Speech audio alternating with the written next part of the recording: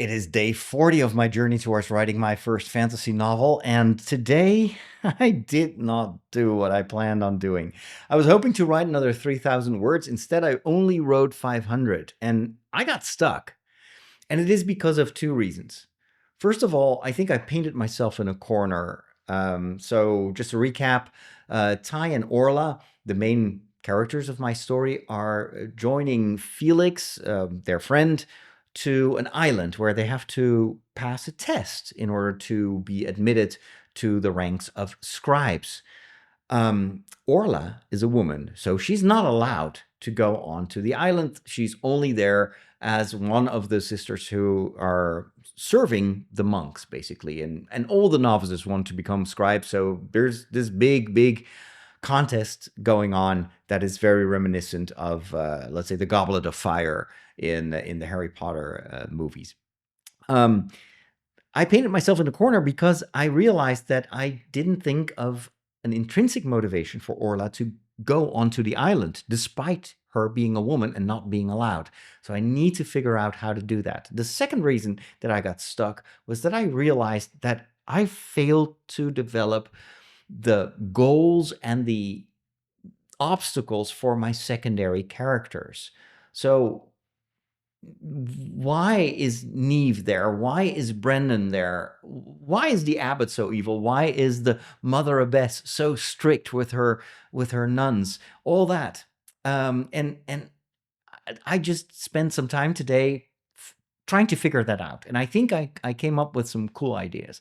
So first of all, Ty's brother Brendan, always sick, deaf. But he dreams of being a navigator. He wants to be on a boat. He wants to explore the ocean and discover countries. But there's almost no chance that he will ever be able to do that because of his, his weak lungs and him being always sick, etc. Neve, what is her dream? She actually is she entered the monastery as a nun because her older sister did, and her family pressured her. You will be a great nun. You're always so kind. You're so altruistic. But her true dream, she's super creative. She dreams of being a bard. She wants to travel the country and sing songs and tell stories and paint pictures and whatnot. But she also always caves to the pressure, the societal pressure of being kind of the model nun and always being what people expect her to be. She feels that she only can do what is useful and not what she truly desires. And so there's going to be something interesting there. What about the mother abbess? Why is she so strict with everyone? And Orla hates her. Well, it turns out that she once was a mother before she became a nun. And her daughters, she had two daughters, and her daughters ran away from home and joined the Druids, so basically abandoned their faith. And she was so traumatized that she entered the monastery, and now she treats all the other nuns as her substitute daughters, and she wants to protect her from evil and from, everything that's wrong. And so that is why she is so stuck up. However, she has the heart of a mother. And we will see this later on when she will take Brandon and Neve into her protection, and she will go on a journey with them because the monastery is no longer safe after the attack. What about the abbot? Why is he so evil? Very simple. He used to be a young, idealistic monk who wanted to become a scribe. And he, many years before the events in my book, failed the tests on the island, and he felt so rejected, he felt such a failure that he overcompensated by trying to gather power and money and everything, and that is why he is so easily corruptible by the Grand Master. What drives the Grand Master? Well, I've already told you that before. He pretends that he wants to rid the world of story magic because it will give people agency instead of being consumers of fables, basically. But his true goal is to get the codex, because the codex can manifest in reality what you tell in the story, or what the stories tell. So it is basically one big, I don't know, generator of wealth and power and everything that he desires. What about Felix? Why does he join our friends? Well, Felix is a very complicated guy. He pretends to be this Han Solo, I don't care, I'm just here for the fun.